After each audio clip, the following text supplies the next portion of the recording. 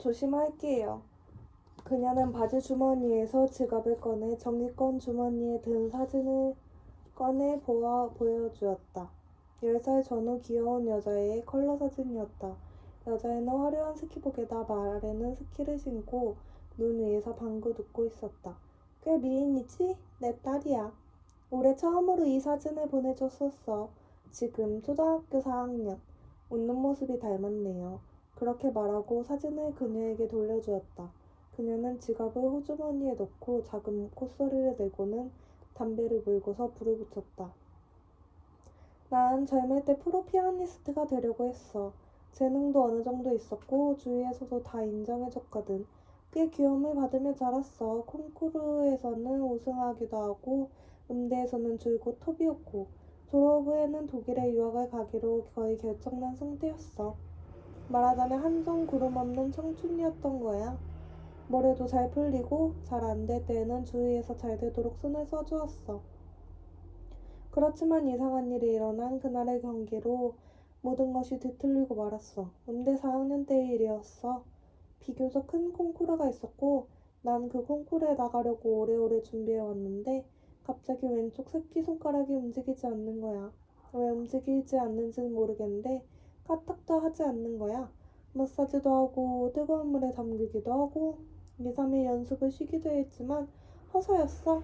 온갖 검사를 다 했는데도 의사는 원인을 잘 모르겠다고 해. 손가락에는 아무 이상이 없고 신경도 제대로 되어 있으니 움직이지 않을 리가 없다는 거지. 그래서 정신적인 문제가 아닌가 하는 말이 나온 거야. 정신과에 갔는데 거기서도 명확한 원인은 알 수 없다고 했지. 콩쿠르에 대한 스트레스 때문에 일어난 증상이 아닐까 하는 추측 정도였어. 그러니 당분간 피아노를 떠나 생활하는 것이 좋겠다는 거야. 레이코 씨는 담배 연기를 깊이 빨아들였다가 길게 내뿜었다. 그리고 몇 번인가 고개를 돌렸다. 나는 이즈에 있는 할머니네 집으로 가서 잠시 쉬기로 했지. 그 콩쿠르를 포기하고 거기서 잠시 아무 생각도 없이 쉬자고. 2주 정도 피아노를 만지지 않고 멋대로 놀아보자고 말이야. 그렇지만 불가능했어. 뭘 하든 머릿속에서 피아노가 떠나지를 않았어. 그것 말고는 아무것도 떠오르지 않는 거야. 평생 새끼손가락이 움직이지 않는 건 아닐까? 만약에 그렇다면 앞으로 나는 어떻게 살아가야 하지? 그런 생각만 다람쥐 쳇바퀴 돌듯 하는 거야. 하지만 어쩔 수 없는 일이기도 해.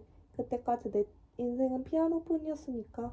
4살 때부터 피아노를 치기 시작해서 그것 하나만 생각하며 살아온 인생이었으니까. 피아노 말고는 거의 아무것도 생각하지 않았어. 손가락을 다쳐서는 안 된다고 해서 집안일도 해본 적이 없고 피아노를 잘 친다는 이유 하나로 주변 사람들이 모두 잘 대해줬고.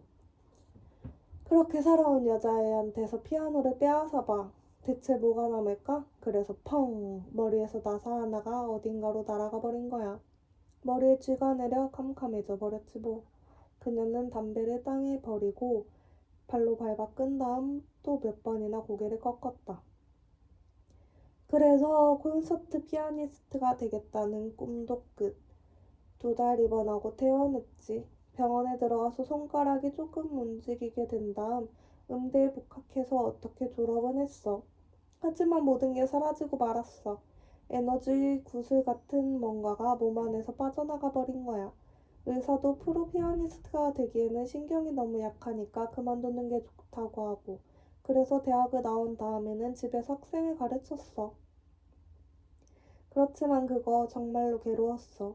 마치 내 인생 자체가 그냥 끝나버린 것 같았으니까. 내 인생에서 가장 좋은 시간이 고작 20년 정도로 끝나버린 거야. 정말 너무하지 않아? 모든 가능성을 손에 쥐고 있었는데 문득 들여다보니 아무것도 없는 거야. 아무도 박수 쳐주지 않고, 아무도 떠받들여주지 않고, 아무도 칭찬해주지 않고, 집에서 하루하루를 이웃 아이들에게 바이에린이, 소나테니 같은 걸 가르칠 따름이야. 내 신세가 너무 처량해서 툭하며 울고 그랬어. 너무 억울해서. 누가 봐도 나보다 재능이 떨어지는 애가 어느 콩쿠르에서 2등을 했다는 둥, 어느 홀에서 개인 연주회를 했다는 둥, 그런 이야기를 들을 때마다 너무 억울하고 철연해서 눈물이 뚝뚝 떨어졌지. 부모도 마치 내가 무슨 폭탄이라도 되는 양 조심스럽게만 대했어. 물론 나도 알았지. 그 사람들도 낙담했다는 걸. 얼마 전만 해도 딸의 자랑으로 여겼는데 지금은 정신병원 입원 이력이 남은 문제아라니. 결혼이나 제대로 할 수 있을지 걱정인 거지. 그런 기운은 같이 살다 보면 사무칠 정도로 잘 알게 되거든. 너무 괴로워서 견딜 수 없었어. 바깥에 나가면 이웃 사람들이 내 이야기를 하는 것 같아 무서워서 나갈 수도 없었어. 그래서 또다시 펑! 나사가 날아가 버리고 실타래가 꼬이고 머릿속이 새카맣게 변해버린 거야. 그게 24살 때였고 7달이나 요양소에 가야 했어. 여기가 아니라 높은 벽이 둘러쳐지고 문이 닫힌 곳. 지저분하고 피하고 통도 없고 그때는 어떻게 해야 할지 하나도 알 수 없었어. 그렇지만 이딴 곳에서 빨리 벗어나야 한다는 오로지 그 한 생각만으로 조금 힘을 다해 버티며 회복했어. 7달. 정말 길었어. 그런 식으로 주름이 하나씩 늘어난 거야. 레이코 씨는 입술을 옆으로 끌어당기듯 하며 웃었다. 병원에 나와서 얼마 후 남편을 만나서 결혼을 했지. 나보다 한 살 아래로 항공기 만드는 회사에 다니는 엔지니어고 내 피아노 학생이었어. 좋은 사람이야. 말수는 적지만 성실하고 마음이 따스한 사람이었어. 그가 반년 정도 나에게 레슨을 받다가 갑자기 결혼해달라고 하는 거야. 어느 날 레슨이 끝나고 차를 마시다가 갑자기 믿을 수 있어? 그때까지 우린 데이트를 한 적도 없고 손을 잡아본 적도 없었거든. 얼마나 놀랐는지 몰라. 그래서 그에게 결혼할 수 없다고 했어. 당신은 참 좋은 사람이고 호감은 가지만 여러 가지 사정이 있어 결혼을 할 수 없다고. 그가 사정이란 게 뭔지 알고 싶어 해서 전부 솔직하게 설명해줬어. 2번이나 머리가 이상해져서 입원한 사실이 있다고. 아주 세세한 부분까지 다 이야기했어. 원인은 무엇이었고 어떤 과정을 거쳐 지금에 이르게 되었는지, 그리고 앞으로도 같은 일이 일어날지 모른다고. 조금 생각해보겠다고 하기에 천천히 생각해보라고 했지. 하나도 급하지 않으니까 하고. 다음 주 그가 찾아와서 다시 결혼해달라는 거야. 그래서 말했어. 3달을 기다려달라고. 3달 동안 사귀어보자고. 그 다음에도 결혼하고 싶은 마음이 있다면 그 시점에서 둘이 다시 한번 이야기해보자고.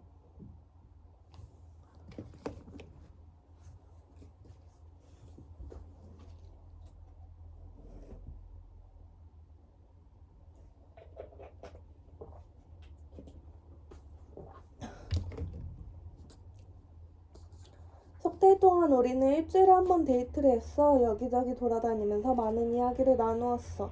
그 사이 난 그를 정말 좋아하게 되었어. 그 사람과 같이 있으면 내 인생을 되찾은 듯한 느낌이 들었어. 둘이 있으면 마음이 푹 놓이고 온갖 나쁜 것들을 잊을 수 있었으니까. 피아니스트가 되려는 꿈이 꺾이고 정신병원에 들어간 이력이 있다고 해서 인생이 끝나는 것은 아니라는, 인생에는 내가 모르는 정말 멋진 일들이 얼마든지 있다는 생각이 들었어.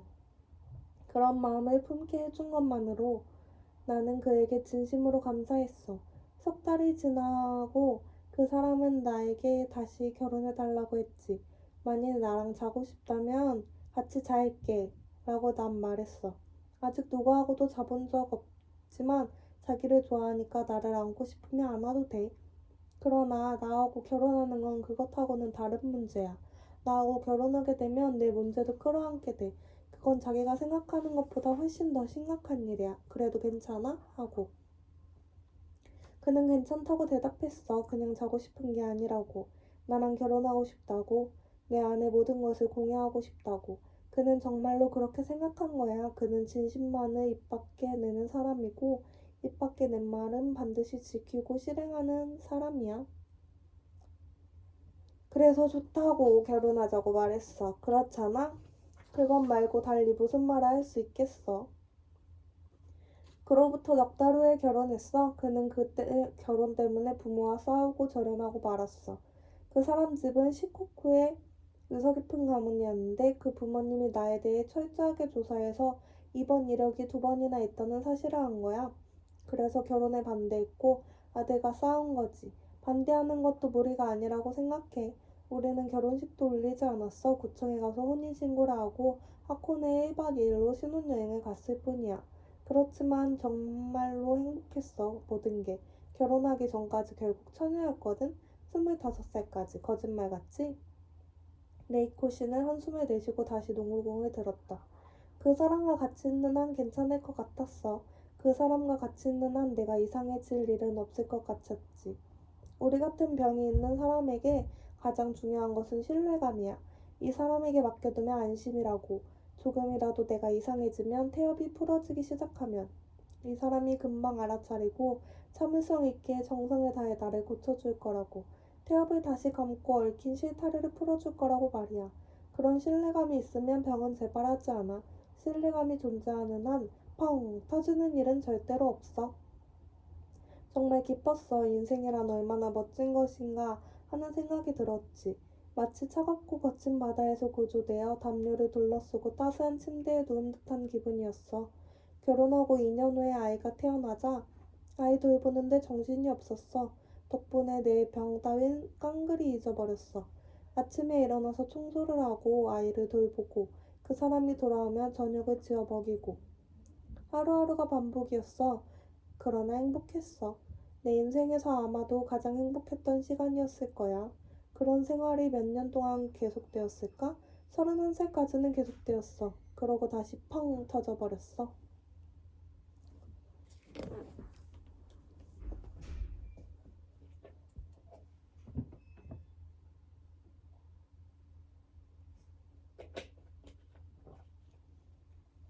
레이코 씨는 담배에 불을 붙였다. 바람이 어느새 잦아들었다. 연기가 똑바로 올라가 어둠 속으로 사라졌다. 문득 고개를 들어보니 하늘에는 온통 별이었다. 무슨 일이 있었던 거예요? 그래, 아주 기묘한 일이었어. 무슨 함정 같은 것이 입을 쩍 벌리고 나를 기다렸던 거야. 난 그 일을 생각하면 지금도 소름이 돋아. 그녀는 담배를 들지 않은 손으로 관자놀이를 문질렀다. 괜히 내 얘기만 억지로 듣게 만들어서 미안해. 먼 곳까지 나오코를 만나러 왔는데. 정말로 듣고 싶어요. 괜찮다면 이야기해주지 않을래요? 아이가 유치원에 들어가고 나서 난 조금씩 피아노를 칠 수 있게 되었어. 레이코 씨가 이야기를 시작했다. 누구를 위해서가 아니라 나 자신을 위해서 피아노를 치기 시작했지. 바흐나 모차르트, 스카를라티 같은 사람들의 소품부터 시작했어. 물론 긴 공백기가 있었던 탓에 감이 잘 돌아오지 않았어. 손가락도 옛날에 비해 마음먹은 대로 움직여주지 않았고 그렇지만 정말 좋았어. 다시 피아노를 칠 수 있었다는 게. 피아노를 치노라면 내가 얼마나 음악을 좋아하는지 몸이 떨릴 만큼 절실히 느낄 수 있었어. 나 자신이 얼마나 그것을 목말라 했는지도. 정말 멋진 일이잖아? 스스로를 위해 연주할 수 있다는 건. 아까 말했듯이 나는 4살 때부터 피아노를 치기 시작했는데 생각해보니 나 자신을 위해 피아노를 친 적은 단 한 번도 없었던 거야. 시험에 합격하기 위해서, 과제곡이니까. 사람들을 감동시키기 위해서 이런저런 이유로 피아노를 쳤던 거야. 물론 그런 것도 중요하긴 해. 악기 하나를 마스터하기 위해서는. 하지만 그 나이를 지나면 누구든 스스로를 위해 연주할 수 있어야 하는 거야. 음악이란 바로 그런 거니까. 나는 엘리트 코스에서 벗어나 31둘이나 되어서야 겨우 그런 진실을 깨달았지. 아이를 유치원에 보내고 집안일을 재빨리 해치우고 1시간이나 2시간 내가 좋아하는 곡을 치는 거야. 거기까지는 아무런 문제가 없었어. 나는 고개를 끄덕였다. 그런데 어느 날 길에서 만나면 가볍게 인사를 나눌 정도의 친분이 있는 이웃집 부인이 찾아와서 딸이 피아노를 배우고 싶어 하는데 가르쳐 줄 수 없겠냐는 거야. 이웃이라고는 하지만 집이 꽤 떨어졌으니까. 난 그 집 딸에 대해 아무것도 몰랐지만 그 부인 말에 따르면 그 애가 우리 집 앞을 지나면서 자주 피아노 소리를 듣고 아주 감동했다는 거지.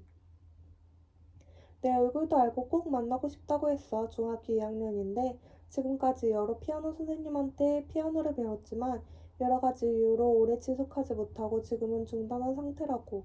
나는 거절했어. 몇 년이나 공백기가 있었고 게다가 초보라면 또 모를까. 몇 년이나 레슨을 받은 사람을 도중에 가르치는 건 무리라고 말이야. 무엇보다 딸을 돌보는데 정신이 없다고. 게다가 이건 물론 그 부인에게는 말하지 않았지만 너무 자주 선생을 바꾸는 아이는 누구라도 힘들어. 그런데 그 부인이 한 번이라도 좋으니 딸을 그냥 만나기만 해줄 수 없느냐는 거야. 꽤 고집도 센 사람이고 해서 거절하면 좀 귀찮은 일이 일어날 것 같기도 하고 또 그냥 만나주기만 해달라는데 거절하기도 못하고 해서 만나기만 하자고 했어.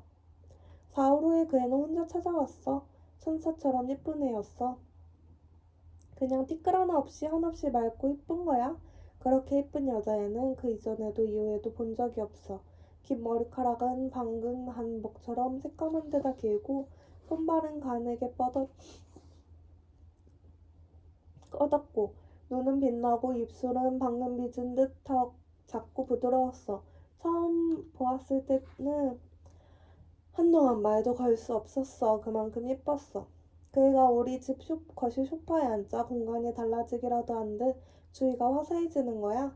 가만히 보기만 해도 너무 눈부셔서 눈을 가늘게 떠야 할 정도였어. 그런 애였어. 지금도 눈에 선하게 떠올라. 레이코 씨는 정말로 여자의 얼굴을 떠올리는 듯 잠시 눈을 가늘게 떴다. 커피를 마시면서 우리는 1시간쯤 이야기를 나누었어. 여러 가지에 대해. 그냥 보기에도 머리가 좋은 애였어. 말하는 요량도 있고 자기 의견도 날카롭게 세울 줄 알고 상대를 끌어다니는 천부적인 재능이 있는 애였어. 무서울 정도로 그 무서움이 어디서 오는 것인지 그때 나는 전혀 몰랐어. 다만 어쩐지 무서울이 많지 머리 회전이 빠르다는 정도로만 생각했어. 그렇지만 그 애를 앞에 두고 이야기하다 보면 점점 정상적인 판단력을 잃어버려.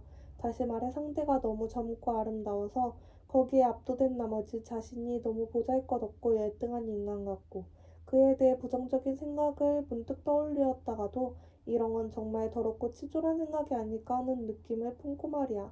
레이코 씨는 몇 번이나 고개를 저었다. 내가 그의 정도로 예쁘고 머리가 좋았더라면 정말 제대로 된 인간이 되었을 거야. 그 정도로 머리가 좋고 아름다운데 뭘 바라겠어? 그렇게 사람들에게 사랑받는데 왜 자기보다 열등하고 약한 존재를 짓밟아야 해? 생각해봐. 그렇게 해야 될 이유가 없잖아? 무슨 엄청난 일이라도 당한 건가요? 차례차례 말하자면 우선 그의 병적인 거짓말쟁이였어. 그건 정말 완전한 병이었어. 하나에서 열까지 모든 걸 지원해서 말했어. 이야기하는 동안은 자기도 그걸 사실이라고 믿어버렸지. 그 이야기의 앞뒤를 맞추기 위해 주변 사물들을 하나하나 바꿔가고 보통은 그거 좀 이상한데 이건 아닌데 생각할 텐데 그의 머리가 놀라울 정도로 잘 돌아가니까 미리미리 손을 써서 그런 생각을 못하게 차단해버리는 거야. 물론 상대는 하나도 눈치채지 못하게. 그게 거짓말이라는 사실을. 그렇게 아름다운 아이가 시덥지 않은 거짓말을 할리라고 아무도 생각하지 못하니까. 나도 그랬어. 그 애가 만들어낸 이야기를 반년 동안 엄청 많이도 들었지만 난 단 한 번도 의심해본 적이 없어. 하나에서 열까지 모두 지어낸 이야기인데도 바보지 완전히. 무슨 거짓말을 했는데요? 모든 것에 대해. 레이코는 뒤틀린 웃음을 흘리며 말을 이었다. 방금 말했잖아?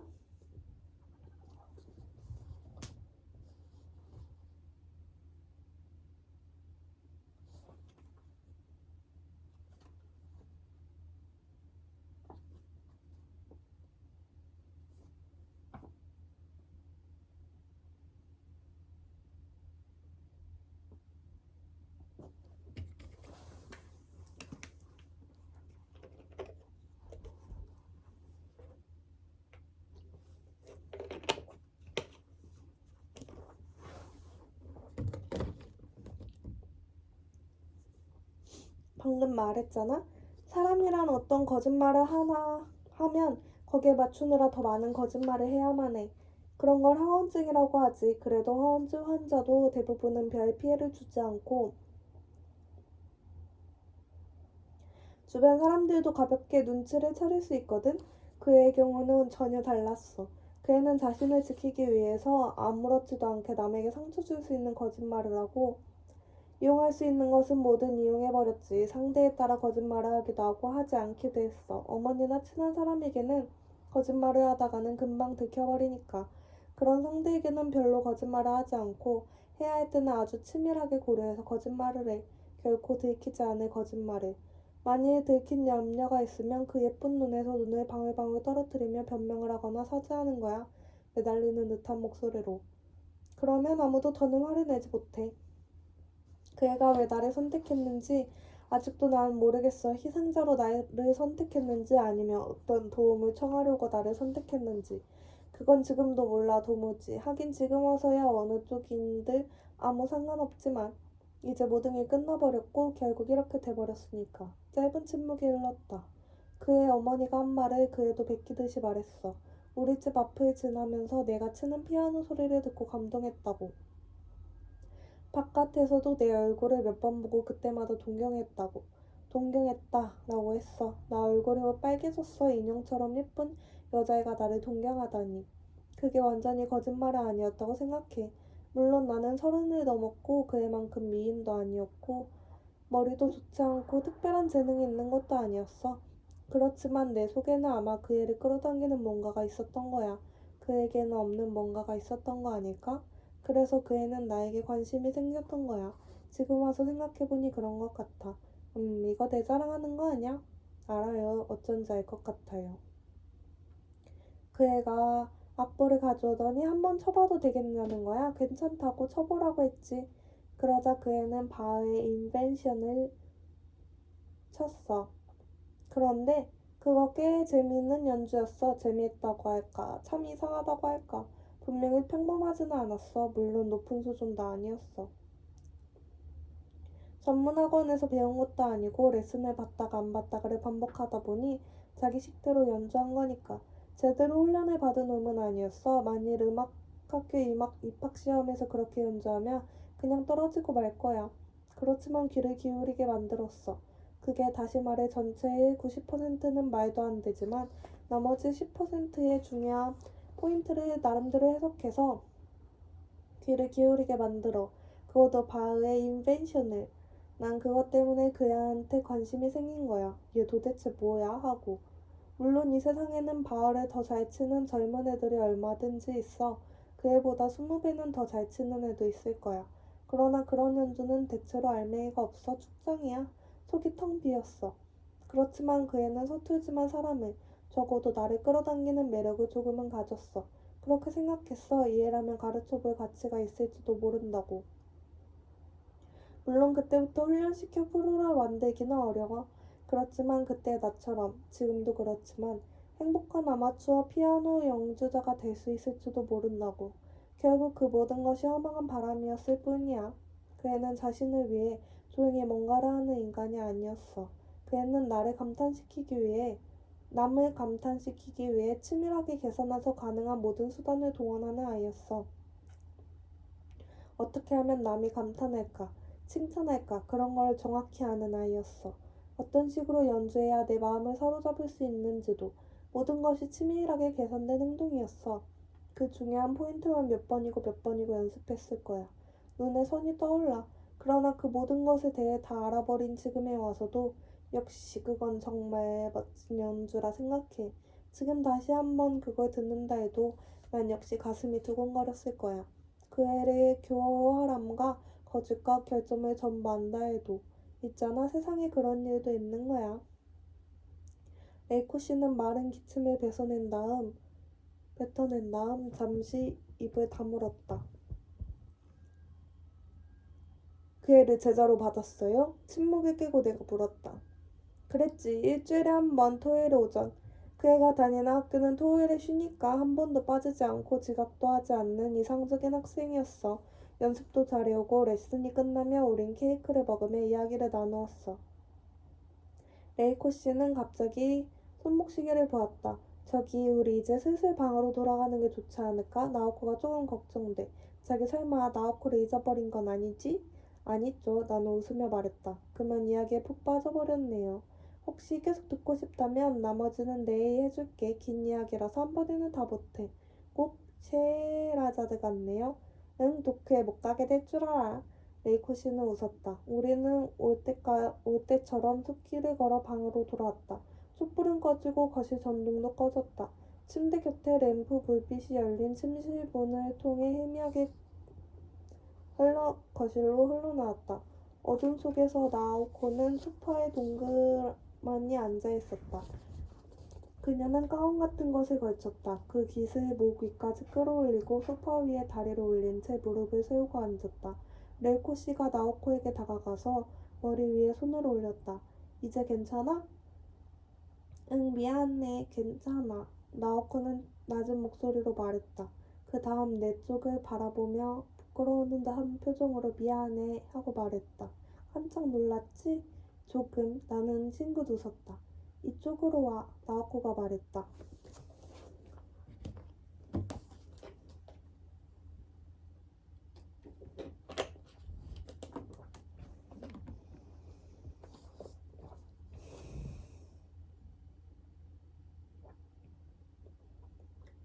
내가 곁에 앉자 나오코는 소파 위에서 무릎을 세운 채 마치 비밀스러운 이야기라도 하듯 내 귓가에 얼굴을 대고 귀 옆에 가볍게 입을 맞췄다. 미안해. 나오코는 다시 내 귀에다 작은 목소리로 말했다. 그리고 몸을 뗐다. 가끔 나 자신도 뭐가 뭔지 모르는 상태에 빠져버려. 나도 자주 그러는데 뭐. 나오코는 미소를 지으며 내 얼굴을 바라보았다. 나는 가능하다면 너에 대해 더 많이 알고 싶다고 말했다. 이곳 생활에 대해 매일 뭘 하며 지내는지 어떤 사람이 있는지. 나오코는 자신의 하루 생활에 대해 툭툭 던지듯이 그렇지만 아주 정확한 언어를 구사하며 이야기했다. 아침 6시에 일어나 여기에서 식사를 하고 세정 청소를 한 다음 대체로 농장에서 일을 한다. 채소를 재배한다. 점심 전 1시간 정도 담당 의사와 개별 면담을 하든지 또는 그룹 면담을 한다. 오후는 자유 커리큘럼이라 자신이 좋아하는 강좌나 야외 작업이나 스포츠를 선택할 수 있다. 그녀는 프랑스어나 뜨개질이나 피아노나 고대사 같은 강좌를 몇 개 듣는다고 했다. 피아노는 레이코 씨에게 배워. 레이코 씨는 피아노 말고도 기타도 가르쳐. 우리 모두 학생이기도 하고 선생이기도 해. 프랑스어를 잘하는 사람이 프랑스어를 가르치고 사회과 선생님을 하던 사람은 역사를 가르치고 뜨개질을 잘하는 사람은 뜨개질을 가르치고 그런 걸 다 합하면 작은 학교 같은 게 되는 거지. 애석하게도 난 가르칠 게 아무것도 없지만 나도 없어.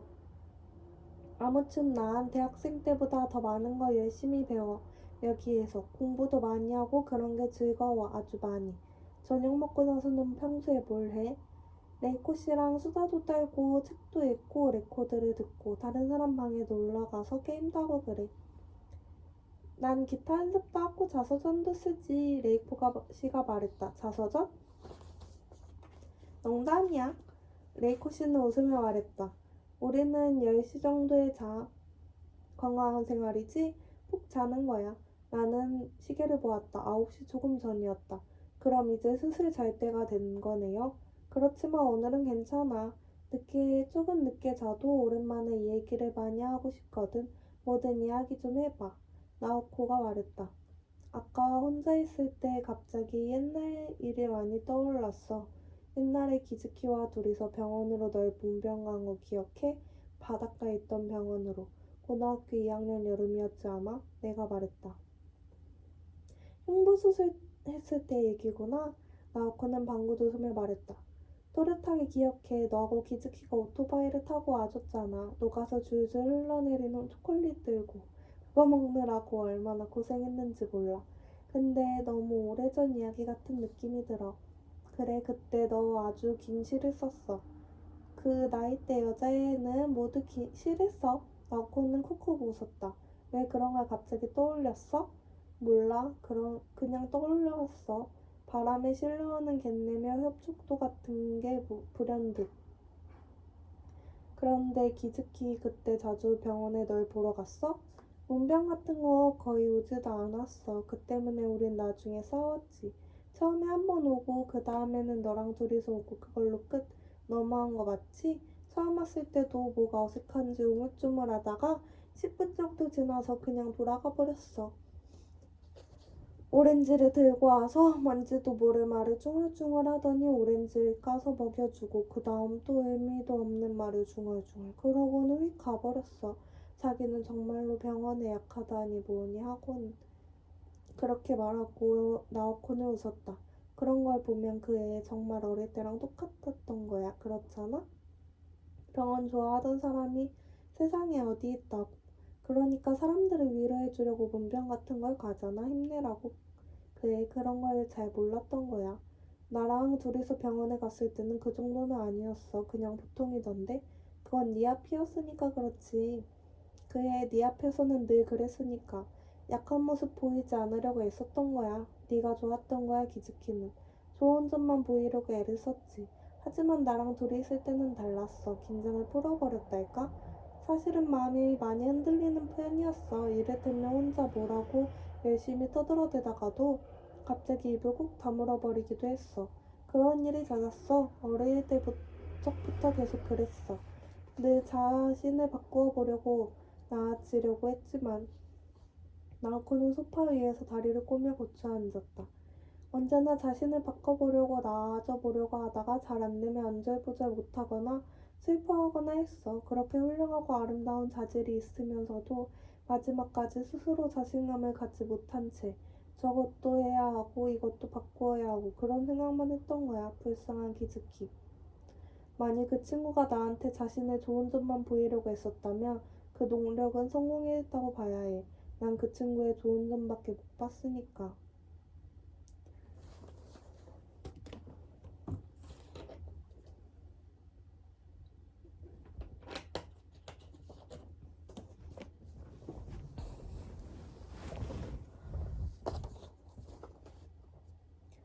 나오코는 미소를 지었다. 그 말 들었다면 정말 기뻐했을 거야. 넌 기즈키의 유일한 친구였으니까. 기즈키 역시 나의 유일한 친구였어. 이전에도 이후에도 친구라 할 사람은 내게 없었어. 그래서 난 너랑 기즈키랑 셋이 있는 걸 정말 좋아했어. 그러면 나도 기즈키의 좋은 점만 볼 수 있으니까 마음이 진짜 편했어. 그래서 셋이 있는 걸 좋아했던 거야. 넌 어떻게 생각하는지 모르겠지만 난 네가 어떻게 생각하는지가 걱정됐어. 나는 말하고 나서 가볍게 고개를 저었다. 하지만 문제는 그런 상태가 언제까지고 지속될 수 없다는 거였어. 그런 조그만 동그라미 같은 것이 영원히 유지될 수는 없으니까. 기츠키도 잘 알았고 나도 알았고 너도 알았을 거야. 그렇잖아? 나는 고개를 끄덕였다. 솔직히 말해 나는 그의 나약한 면도 정말 좋아했어. 좋은 점과 같은 정도로 좋아했어. 그에게서는 교활함이나 심술 같은 거 찾아볼 수 없었으니까 그냥 약할 따름이었지. 그런데 내가 그런 말을 해도 그는 믿지 않았어.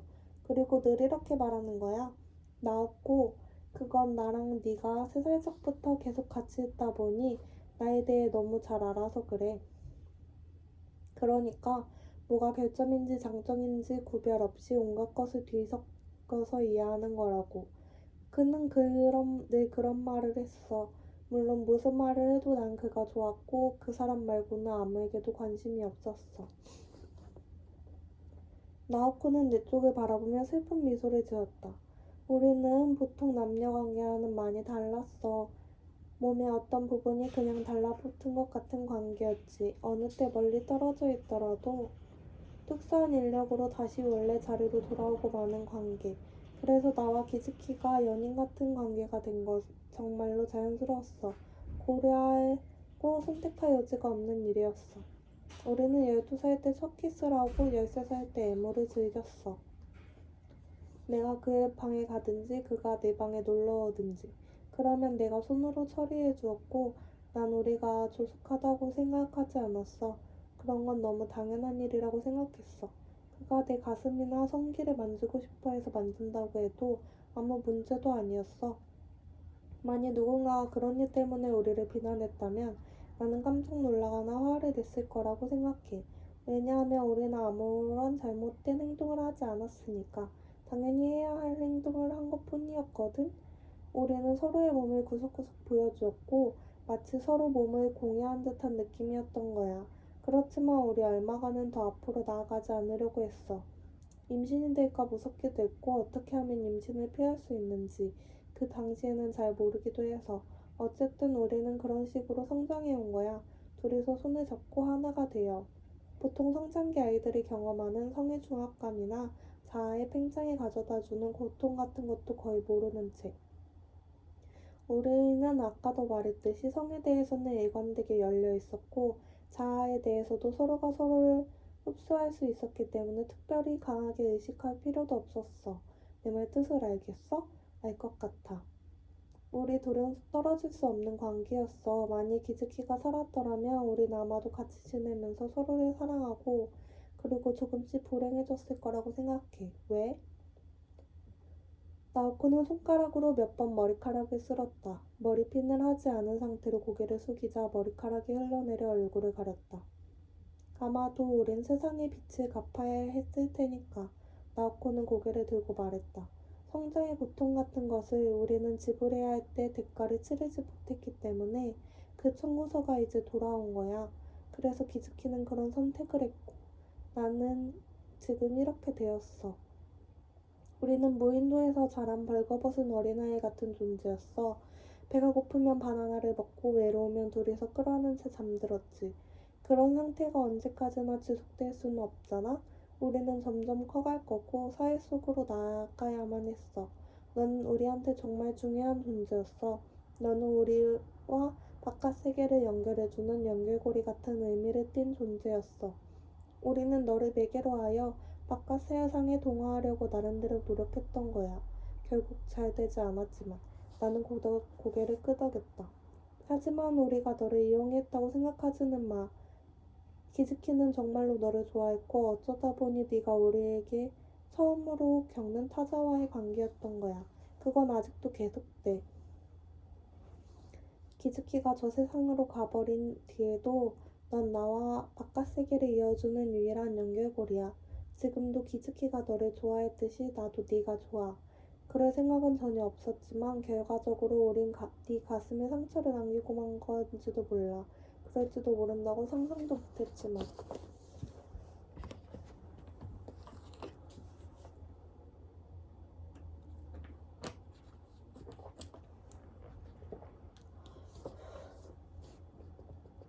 어때? 코코아라도 마실래? 레이코 씨가 말했다. 응, 마시고 싶어. 나오코가 대답했다. 난 가지고 온 브랜드를 마시고 싶은데 괜찮을까요? 그럼 나도 한 모금 줄래? 레이코 씨가 말했다. 나는 웃으며 대답했다. 물론이죠. 레이코 씨가 잔을 2개 가져오고 그녀와 나는 건배했다. 그런 다음 레이코 씨는 부엌으로 가서 코코아를 타기 시작했다. 우리 좀 밝은 이야기 하지 않을래? 나코가 말했다. 그러나 나에게는 밝은 이야기거리가 없었다. 특공대가 있었으면 좋았을 텐데. 참 아쉽다는 생각이 들었다. 그 친구만 있으면 수많은 에피소드가 생겨났을 테고 그 이야기를 하면 모두가 즐거울 수 있을 텐데 하고. 어쩔 수 없이 나는 기숙사 안에서 다들 얼마나 지저분한 생활을 하는지에 대해 이런저런 이야기를 이어나갔다. 너무도 지저분해서 이야기하는 사이에 속이 메스꺼렸지만 두 사람한테는 굉장히 신기한 세계인 듯 배를 잡고 웃으며 들었다. 그런 다음 레이코 씨가 정신병 환자 흉내를 냈다. 그것도 정말 우스꽝스럽고 신기했다. 11시가 되어 나오코의 눈꺼풀이 감기는 것 같아 보이자 레이코 씨가 소파를 눕히고 시트와 담요와 베개를 가져다 주었다. 밤중에 강간하러 오는 건 좋지만 상대를 잘 가리도록 해. 왼쪽 침대에 자는 건 주름 없는 법이 나오코. 레이코 씨가 말했다. 거짓말, 내가 오른쪽이야. 나오코가 정정했다. 저기 내일은 오후 커리큘럼을 몇 개 빼두었으니까 우리 같이 소풍 가자. 가까운데 아주 좋은 곳이 있어. 레이코 씨가 말했다. 좋은데요? 두 여자가 차례로 세면대에서 이를 닦고 침실로 간 다음 나는 브랜드를 조금 마시고 소파에 누워 오늘 하루 일을 아침부터 순서대로 더듬어 보았다. 참으로 기나긴 하루였던 것 같았다. 변함없이 달빛은 방안을 하얗게 비추었다. 나오코와 레이코 씨가 잠든 침실은 고요에 잠겼고 소리다운 소리는 아무것도 들리지 않았다. 때로 침대에서 작은 삐걱거림이 들려올 따름이었다. 눈을 감자 어둠 속에서 언뜻 작은 도형이 춤을 추었고 귓가에 레이코 씨가 치는 기타 소리의 잔향을 느꼈지만 오래가지는 않았다. 졸음이 밀려와 따스한 진흙 속으로 나를 이끌어갔다. 나는 버드나무 꿈을 꾸었다. 상시의 양쪽으로 길게 버드나무가 섰다. 믿을 수 없을 만큼 많은 버드나무였다. 꽤 세찬 바람이 불었지만 버드나무 가지는 꼼짝도 하지 않았다. 왜 흔들리지 않지? 생각하다 보니 버드나무 가지 하나하나에 작은 새가 매달린 것이 보였다. 그 무게 때문에 버드나무 가지가 흔들리지 않는 것이다. 나는 막대기를 집어들고 다가가 가지를 쳐보았다. 새를 쫓아내 버드나무 가지를 흔들리게 하려 했다. 그렇지만 새들은 날아가지 않았다. 날아가는 대신 새들은 새 형태의 금속으로 바뀌어 툭, 툭 소리를 내며 바닥에 떨어졌다. 눈을 떴을 때 나는 꿈의 다음 장면을 보는 듯한 기분이었다. 방 안은 달빛을 받아 희뿌옇게 밝았다. 나는 반사적으로 바닥에 떨어진 새 형태의 금속을 찾았지만 물론 그런 건 아무데도 없었다. 나오코가 내가 누운 소파 발치에 동그라니 앉아 가만히 창밖을 바라볼 따름이었다. 그녀는 무릎을 세운 채 배고픈 고아처럼 그 위에 턱을 괴었다. 나는 시간을 보려고 머리맡에 손목시계를 찾았지만 분명히 내려놓은 그 자리에 없었다. 달빛의 느낌으로 보건대 아마도 2시나 3시 정도일 거라 짐작했다. 심한 목마름에 사로잡혔지만 나는 그대로 나오코를 지켜보기로 했다. 나오코는 아까와 같은 푸른색 가운 비슷한 것을 입었고 머리 한쪽에 나비 모양 핀을 꼽았다. 그녀의 예쁜 이마가 달빛에 또렷이 비쳐 보였다. 이상하다는 생각이 들었다. 그녀는 자기 전에 머리핀을 빼지 않았던가? 나오코는 같은 자세로 꼼짝도 하지 않았다. 그녀는 마치 달빛을 이끌려온 작은 밤의 동물 같았다. 달빛이 비쳐 든 각도 때문에 그녀의 입술 그림자가 과장되어 보였다. 너무도 상처받기 쉬워 보이는 그 그림자는 그녀의 심장 고동 또는 마음의 움직임에 맞춰 움찔움찔 가늘게 흔들렸다. 마치 밤의 어둠을 향해 소리 없는 말을 속삭이듯이.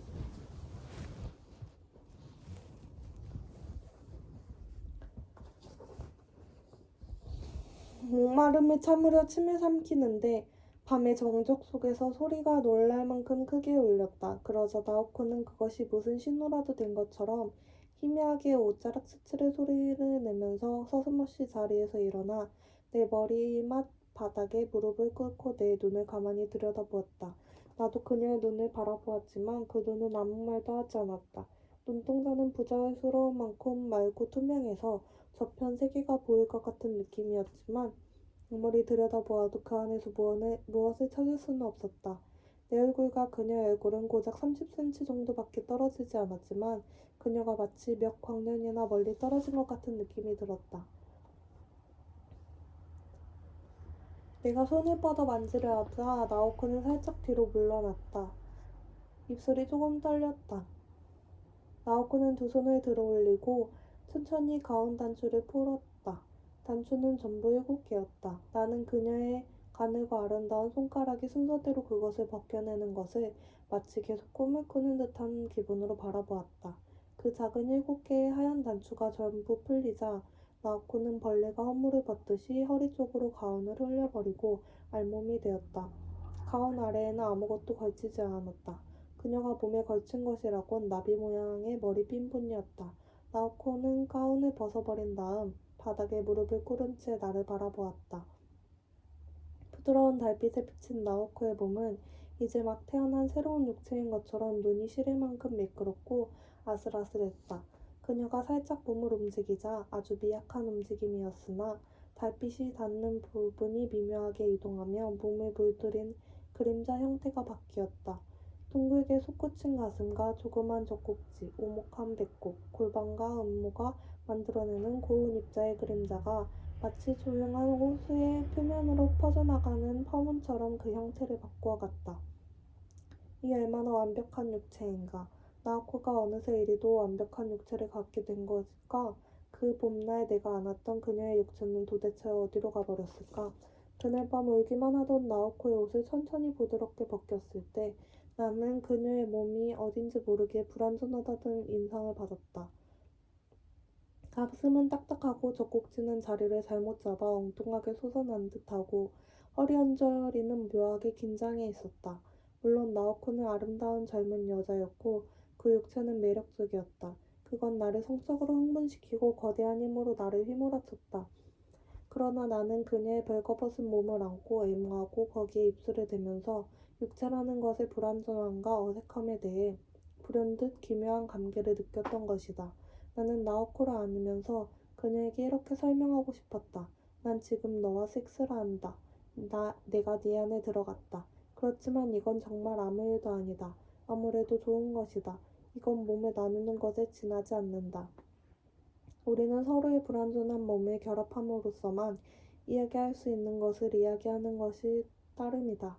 이럼으로써 우리는 서로의 불완전성을 나누어 갖는 거라고. 그렇지만 물론 그런 것을 입 밖에 내어 설명할 수는 없었다. 나는 말없이 나오코의 몸을 꼭 끌어안을 따름이었다. 그녀의 몸을 안는 동안 나는 그 안에 뭔지 모르게 낯설게 남은 까칠까칠한 이물질의 감촉을 느꼈다. 그 감촉이 나를 사랑의 감정으로 휘몰아 두려울 만큼 단단하게 발기시켰다.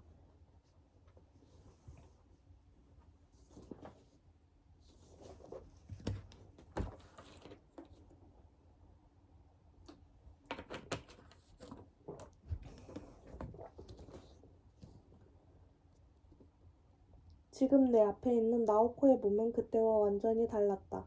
나오코의 몸은 몇 가지 변모를 거친 끝에 지금 이렇게 달빛 속의 완벽한 육체로 새로 태어났다고 나는 생각했다. 우선 포얗게 부풀어 오른 듯한 소녀의 살이 기스키의 죽음을 전후로 완전히 떨어져 나가고 성숙이라는 살을 붙인 것이다. 나오코의 육체가 너무도 아름답게 완성되어 나는 성적인 흥분조차 느끼지 못했다. 다만 망연히 그 아름다운 허리의 굴곡이나 둥글게 윤기 흐르는 젖가슴이나 호흡이 맞춰 조용히 흔들리는 매끈한 배나 그 아래 부드럽고 검은 음무의 그늘을 마냥 바라볼 따름이었다. 그녀가 벌거벗은 몸을 눈앞에 드러낸 것은 아마도 5, 6분 정도가 아니었을까? 이후 그녀는 가운을 다시 걸치고 위에서부터 순서대로 단추를 채워나갔다. 단추를 다 채우자 나오코는 스르륵 일어나 조용히 침실문을 열고 그 안으로 사라졌다. 나는 꽤 오랫동안 소파에 가만히 있다가 이윽고 소파에서 벗어나 바닥에 떨어진 시계를 주워 달빛에 비춰보았다. 3시 40분이었다. 나는 부엌에 가서 물을 몇 잔 마신 다음 소파에 누웠지만 결국 날이 새고 햇빛이 방 구석구석 파고들어 푸르스런 달빛을 녹여버릴 때까지 잠들지 못했다. 내가 잠들까 말까 하는 순간에 레이코 씨가 와서는 내 뺨을 찰싹찰싹 치며 아침이야 아침이라고 라고 외쳤다. 레이코 씨가 내 침대를 정리할 동안 나오코는 부엌에서 아침 준비를 했다. 나오코는 나를 향해 방긋 웃으며 안녕 하고 말했다. 나도 안녕 하고 대답했다. 콧노래를 부르면서 물을 끓이고 빵을 쓰는 나오코의 모습을 곁에서 잠시 지켜보았지만 어젯밤 내 앞에서 옷을 벗었던 그 분위기는 조금도 느낄 수 없었다. 눈이 빨개 왜 그래? 나오코는 커피를 끓이며 물었다. 밤중에 눈을 떴어. 그러고는 잠을 못 자서. 우리 코 골지 않았어? 레이코 씨가 물었다. 아니에요. 다행이네. 나오코가 말했다. 이 사람 예의를 차리느라 하는 말이야. 레이코 씨가 하품을 하며 말했다. 처음에 나는 나오코가 레이코 씨 앞이라 아무 일 없다는 듯 행동하는 것이나 부끄러워서 그러나 했지만 레이코 씨가 잠시 방에서 모습을 감추었을 때도 그녀의 몸집에는 아무런 변화가 없었고 그 눈은 평소처럼 맑기만 했다. 잘 잤니? 그렇게 물어보았다. 응, 푹 잤어. 나오코는 아무 일 없다는 듯이 대답했다.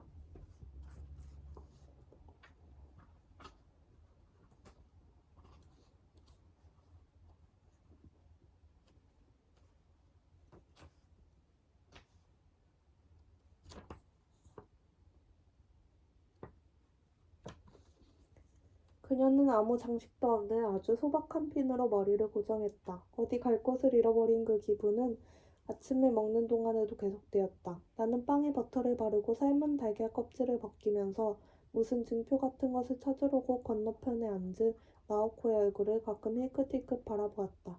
와타나베 왜 아침부터 내 얼굴만 그렇게 쳐다봐? 나오코가 이상하다는 듯 표정으로 물었다.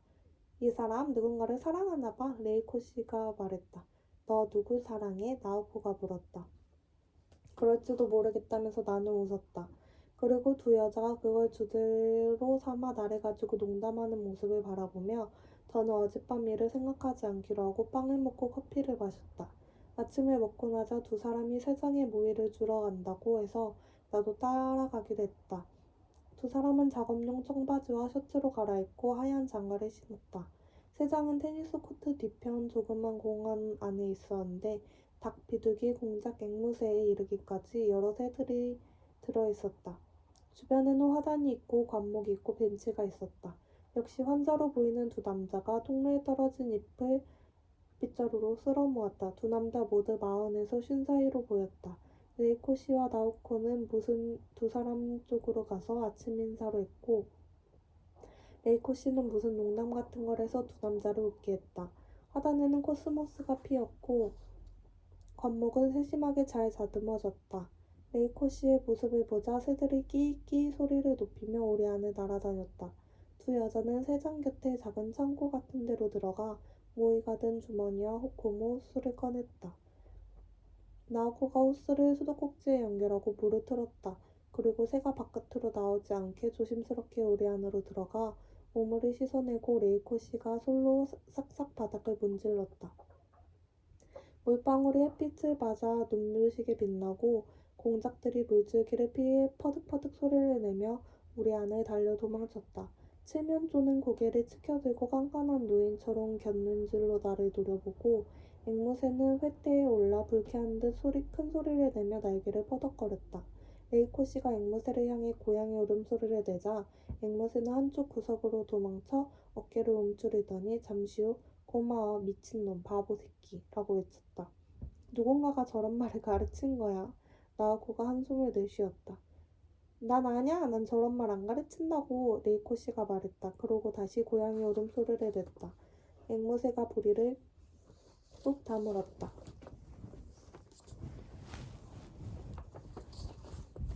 이 친구 고양이한테 한번 호되게 당한 다음부터는 고양이 소리만 나면 저렇게 오금을 저려? 레이코 씨가 웃으며 말했다. 청소가 끝나자 두 사람은 청소 도구를 내려두고 각자 모이 상자에 모이를 넣었다. 칠면조는 철벅철벅 바닥에 고인 물을 튀기며 다가와 모이통에 머리를 박고 나오코가 엉덩이를 쳐도 나몰라라 하며 정신없이 먹어댔다. 매일 아침 이런 일을 해? 나오코에게 물어보았다. 그럼 여자 심청은 대체로 이거래. 간단하니까 토끼 보고 싶어? 나는 보고 싶다고 말했다. 세장 뒤편에 토끼장이 있고 거기에서 10마리 정도가 짚에 누워 자고 있었다. 그녀는 빗자루로 똥을 쓸어 모으고 먹이통에 먹이를 넣어주고 새끼 토끼를 안아 볼을 비볐다. 귀엽지? 나오코는 즐겁게 말했다. 그리고 내게 토끼를 넘겨 안아보게 했다. 그 따스하고 조그만 덩어리는 내 팔 속에서 가만히 몸을 움켜쥐고 귀를 쫑긋쫑긋했다. 괜찮아. 이 사람 안 무서워. 나오코는 손가락으로 토끼 머리를 쓰다듬고 내 얼굴을 보며 방긋 웃었다. 나도 모르게 웃음으로 화답할 수밖에 없게 만드는 그늘 한 점 없이 눈부신 웃음이었다. 그렇다면 어젯밤에 나오코는 과연 무엇이었던가? 그건 분명 진짜 나오코였다. 꿈이 아니었다. 그녀는 분명 내 앞에서 옷을 벗었다. 레이코 씨는 프라우드 메리를 휘파람으로 노래하며 쓰레기를 모아 비닐봉지에 넣고 주둥이를 묶었다. 나는 청소도구와 모이 봉지를 창고로 나르는 일을 도왔다. 난 아침이 제일 좋아. 모든 게 처음부터 새롭게 시작되는 것 같으니까. 그래서 점심시간이 오면 슬퍼져. 저녁이 가장 싫어. 하루하루 그런 느낌으로 살아가. 그런 생각을 하면서 너희들도 나처럼 나이를 먹는 거야. 아침이 오고 밤이 오고 그런 느낌으로 살아가다 보면 말이야. 레이코 씨는 즐거운 듯 제잘거렸다. 금방이라고 그거. 그렇지만 레이코 씨는 즐기면서 나이를 먹는 것 같아. 나오코가 말했다. 나이 먹는 걸 즐거워하는 건 아니지만 이제 와서 다시 한번 젊어지고 싶다는 생각은 안 들어. 레이코 씨는 말했다. 왜요? 내가 물었다. 귀찮으니까. 당연하지. 레이코 씨는 대답했다. 그리고 프라우드 메리를 휘파람으로 불며 빗자루를 창고 안으로 던져 문을 닫았다. 방으로 돌아와서 두 사람은 고무장화를 벗고 운동화로 갈아 신은 다음 농장에 다녀오겠다고 했다. 곁에서 지켜봐야 재미도 없을 테고 다른 사람들과 공동작업을 하니까 나는 그냥 남아서 책이나 읽는 편이 좋을 것 같다고 레이코 씨가 말했다. 세면실 양동이 안에 우리가 입었던 속옷이 가득 들어있으니까 그거 세탁 좀 해줄래? 레이코 씨가 말했다. 농담이죠? 나는 깜짝 놀라 되물었다. 당연하지. 레이코 씨는 웃었다. 농담이지 그런 거. 자기 참 귀엽다. 그렇지 나오코? 그런 것 같네. 나오코는 웃으면서 동의했다. 독일어 공부하고 있을게요. 나는 한숨을 내쉬며 말했다. 착하기도 해라. 점심때 돌아올 테니까 열심히 해. 레이코 씨가 말했다. 그리고 두 사람은 쿡쿡 웃으며 방을 나섰다. 몇 사람이 창 아래를 지나가는 발소리와 말소리가 들렸다. 나는 세면실에 들어가 다시 세수를 하고 손톱깎이를 가져와 손톱을 깎았다. 여자가 둘이나 사는 공간치고는 정말 썰렁한 세면실 풍경이었다. 영양크림이나 립크림, 선크림 같은 것들이 여기저기 놓이긴 했지만 화장품으로 보이는 물건은 거의 없었다. 손톱을 깎고 나서 부엌으로가 커피를 타서 테이블에 앉아 독일어 교과서를 펼쳤다. 햇빛이 비쳐드는 부엌에 티셔츠 하나 걸치고 앉아 독일어 문법표를 외워가다 보니 어쩐지 이상한 기분이 들었다. 독일어의 불규칙 동사와 부엌 테이블은 생각할 수 있는 최대한 멀리 떨어진 존재라는 느낌이 들었다. 11시 반에 두 사람은 농장에서 돌아와 차례로 샤워를 하고서 가벼운 옷으로 갈아입었다. 그 다음 우리는 식당으로 가서 점심을 먹고 그 후에 정문까지 걸었다. 이번에는 경비실에 사람이 있었고 식당에서 가져온 듯한 점심을 책상 앞에서 맛있게 먹고 있었다. 선반위 트랜지스터 라디오에서는 가요가 흘러나왔다. 우리가 걸어가자 그는 어이 하고 손을 들고 인사를 했고 우리도 안녕하세요 하고 가볍게 고개를 숙였다. 잠시 셋이서 산책하고 오겠노라고 3시간 정도면 돌아올 거라고 레이코 씨가 말했다. 아, 네네, 날씨가 참 좋네요. 계곡 옆길은 지난번 비에 무너져서 조금 위험하지만 다른 곳은 괜찮아요. 아무 문제도 없어요. 경비가 친절하게 가르쳐 주었다. 레이코 씨는 외출자 명부로 보이는 용지에 나오코와 자신의 이름과 외출 시간을 적었다. 조심해서 다녀오세요. 경비가 말했다. 친절한 분이시네요. 나는 말했다. 저 사람 여기가 조금 그래. 레이코 씨는 손가락 끝을 머리에 갖다 댔다. 아무튼 경비 말대로 정말 좋은 날씨였다. 하늘은 더할 나위 없이 새파랗고 가늘게 흩뿌려진 구름을 마치 시험삼아 페인트를 슬쩍 칠한 것처럼 하늘 천장에 희뿌옇게 달라붙어 있었다. 우리는 잠시 아미 사이의 낮은 돌담을 따라 걷다가 담에서 벗어나 좁고 가파른 비탈길을 일렬로 서서 올랐다. 선두가 레이코 씨, 중간에 나였고 마지막에 나였다. 레이코 씨는 이 부근이 산이라면 구석구석 모르는 곳이 없다는 듯 자신의 찬 발걸음으로 좁은 비탈길을 올라갔다. 우리는 거의 한마디도 나누지 않고 오로지 걷는 데에 집중했다. 나오코는 청바지에 흰 셔츠 차림으로 상의는 벗어 손에 들었다. 나는 곧게 뻗은 그녀의 머리카락이 어깨에서 좌우로 흔들리는 모양을 바라보며 걸었다. 나오코는 때로 뒤로 돌아보고 나와 눈이 마주치면 미소를 지었다. 오르막길은 정신이 아득해질 만큼 길게 이어졌지만 레이코 씨의 발걸음은 조금도 흔들리지 않았고 나오코도 때로 땀을 닦으며 뒤처지지 않고 잘 따라갔다. 나는 산을 올라본 지도 꽤 되어 숨을 헐떡였다. 늘 이렇게 등산을 해? 나오코에게 물어보았다. 일주일에 한 번 정도. 힘들지 꽤? 좀 그러네. 3분의 2는 올랐으니까 곧 끝날 거야. 자기 남자잖아. 마음 단단히 먹으라고 레이코 씨가 말했다. 운동 부족이에요. 여자애랑 놀기만 하니까 그렇지. 나오코가 혼잣말처럼 말했다.